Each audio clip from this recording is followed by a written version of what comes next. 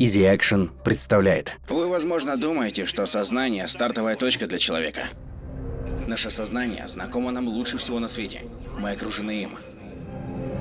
100 миллиардов нейронов в нашем мозге работают, если вам угодно, как гигантский компьютер, получая и отдавая информацию. Но мы не просто огромные роботы. У нас есть субъективное сознание. Что-то внутри говорит мне, что я – это я. Мне нравится разделять всю существующую информацию на два вида. Есть физическая информация, которая находится в памяти компьютера и в мозге. Но также есть субъективная, эмпирическая информация, которая является частью сознания.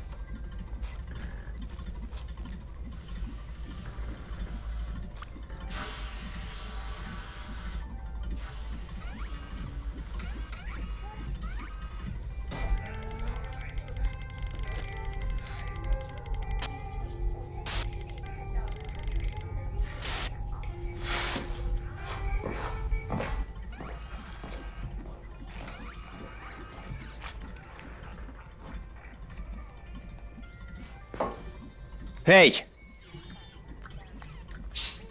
А ну перестань! Человек обладает сложным сознанием и, соответственно, способен обрабатывать сложную информацию. Более простое сознание есть, к примеру, у дождевых червей, и им доступна лишь простая информация. Все, что способно обрабатывать хоть какую-нибудь информацию, обладает сознанием. Даже молекулы и частицы могут обрабатывать крупицы информации. Поэтому я не исключаю возможность того, что даже они обладают базовым сознанием. Чтоб тебя! Промажешь. Заткнись. Промажешь. Чтоб тебя! Дай-ка я. Ты слишком пьян. Да брось. Глянь.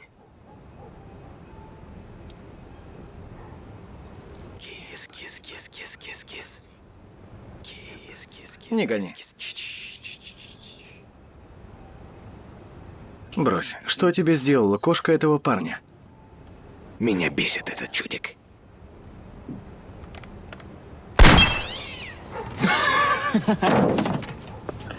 Пошли за пивом. Я знаю как минимум одного человека с сознанием. И склонен полагать, что у других людей оно тоже есть. Но где границы сознания? Есть ли сознание у приматов? Или у мышей? Может, у мух?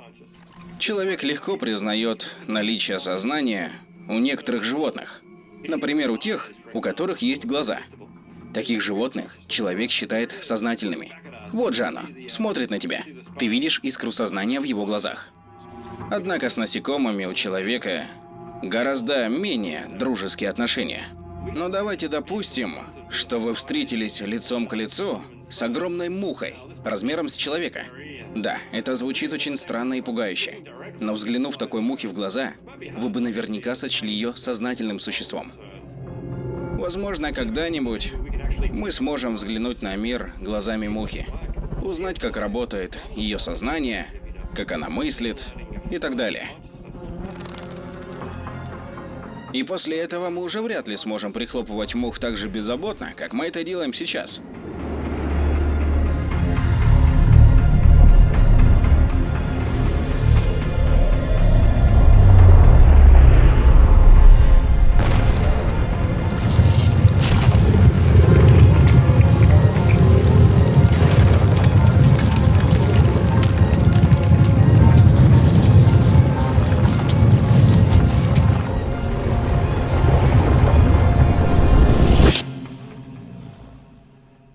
таком случае возникает вопрос. Что же определяет сознание? Законы биологии? Умение собираться в организованные группы? Или же умение обрабатывать информацию?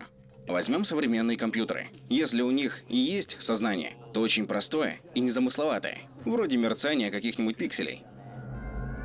女儿，闪到一边去！我要杀了这个侵略者！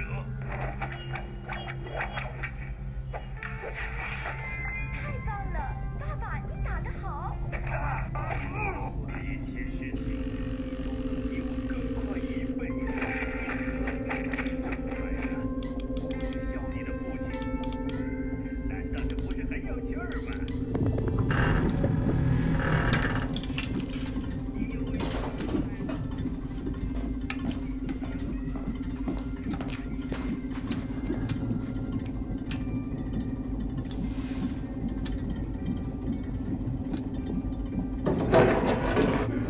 Заканчивай.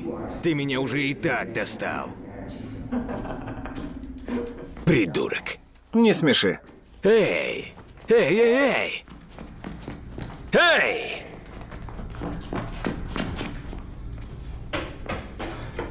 Что ты там увидел? Кис, кис, кис, кис, кис, кис, кис, кис, кис, кис, кис, кис, кис. Ого! А, вот и он. Кажется, нам сегодня везет. Вы что, искали меня? Ты в курсе, что это не дом, а настоящая помойка? Что? Нет, серьезно, что ты здесь вообще делаешь? Но я чиню. А ну, закрой свой рот!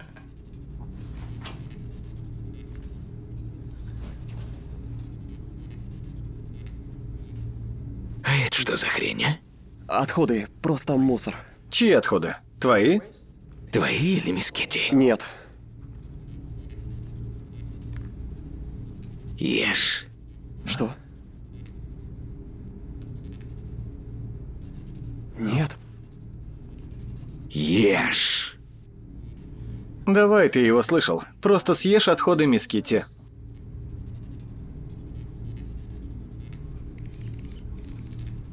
Зачем вы это делаете? Ешь.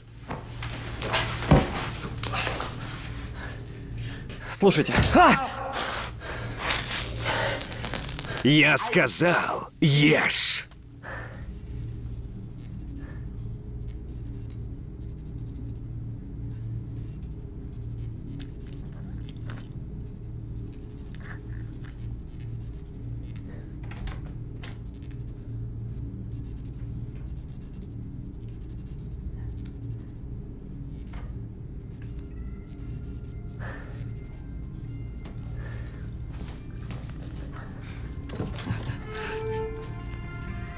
Эй, ты только посмотри.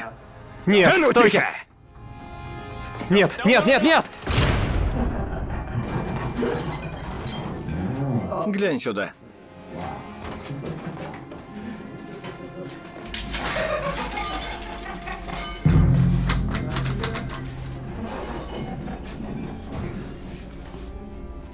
Не волнуйся.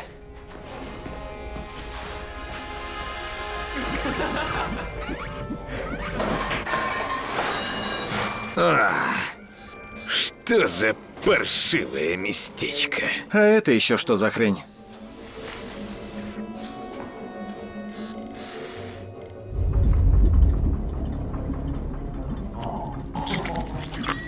Да тут настоящий джекпот. А, ты чё, серьезно? Еще как серьезно. Настоящий кайф.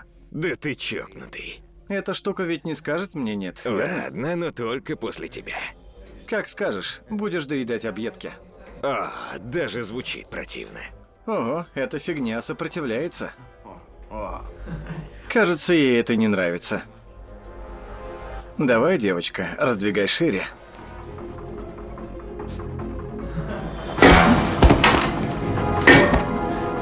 Эй, приятель, стой! Постой! Я все объясню. Стой! Нет!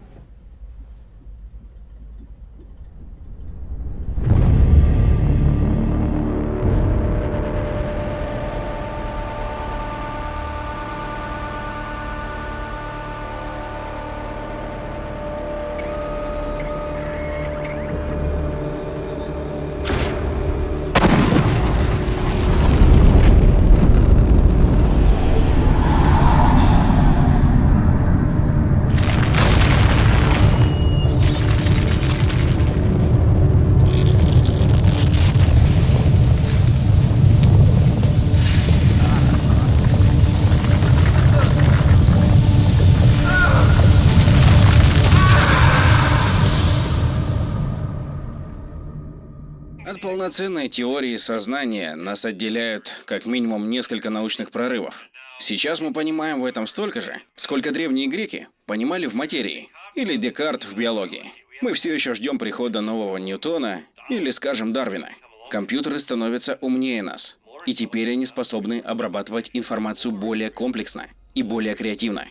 Возможно, они достигнут тех уровней сознания, которые мы уже не будем понимать. Я вполне могу представить интерфейс, объединяющий человеческий мозг с компьютером, который расширит рамки сознания.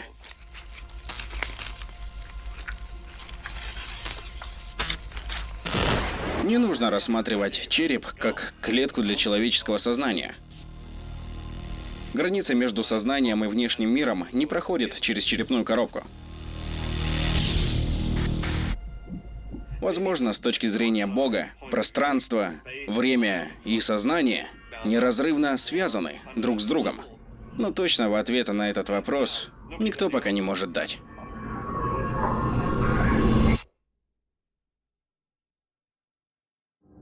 Живой компьютер.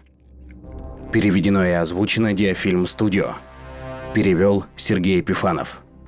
Роли озвучили Кирилл Патрино, Михаил Федосеев, Артем Бахтин и Михаил Полежаев.